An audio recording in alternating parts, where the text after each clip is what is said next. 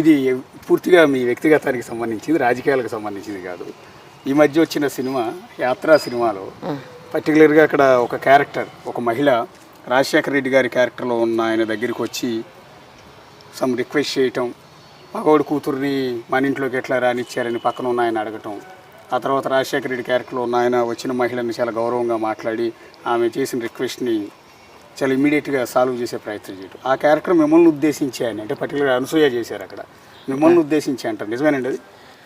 అది కొద్దిగా ఉంది కానీ అప్పుడు రాజశేఖర రెడ్డి గారు మంచి సపోర్ట్ ఇచ్చారు వెంకటరెడ్డి గారు జైలుకి వెళ్ళినప్పుడు. కానీ వాళ్ళు సినిమా హైలైట్ చేసుకోవడానికి దాన్ని ఇంకా హైప్ చేశారు కానీ అంత లేదు. కొద్దిగా మాకు అప్పుడు వైఎస్ రాజశేఖర రెడ్డి గారు మంచి సపోర్ట్తోనే ఆ రోజు 2004లో కాంగ్రెస్ పార్టీ తరపు నుంచి టికెట్ రావడం జరిగింది.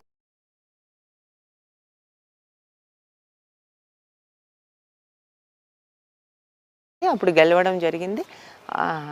అంతవరకు అంటే వెంకటరెడ్డి గారి క్షమాభిక్ష మీద విడుదల కావటంలో అప్పుడు రాజశేఖర రెడ్డి గారు కొన్ని విమర్శలు కూడా అంటే క్షమాభిక్ష ఇవ్వాలంటే అది గవర్నర్ ఇవ్వాలి, మెర్సీ పిటిషన్ చేయాల్సింది. అంటే ప్రతి ఒక్కరి దగ్గర నుంచి క్యాబినెట్ ఆమోదం పొందాలి, ప్రతి ఒక్క డిపార్ట్మెంట్ నుంచి అంతా మనకు ఫేవరబుల్గా రావాలి. అవన్నీ అయిన తర్వాతనే ఫైనల్గా గవర్నర్ గారే దాని పూర్తి నిర్ణయాధికారము మెర్సీలో గవర్నర్ గారిదే, సీఎం గారిది, క్యాబినెట్ది అది ఎంత వాళ్ళ తర్వాతనే గవర్నర్ గారి దగ్గరికి వెళ్తుంది.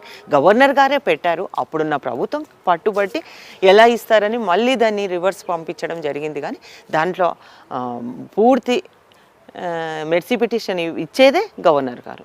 వీళ్ళకి ఏం సంబంధం లేదండి, అంటే వీళ్ళ ఖాతాలో వేసుకున్నారు కదా అది. అంటే వీళ్ళు అంటే ఈ ప్రభుత్వము రికమెండ్ చేసి గవర్నర్కి పంపించడం జరుగుతుంది. గవర్నర్ కూడా దానికి ఆమోద ముద్ర వేశారు అప్పుడు. ఓకే, అంటే అందరూ అనుకునేది ఏంటంటే అంతటి సాయం చేసిన రాజశేఖర రెడ్డి గారు కొడుకు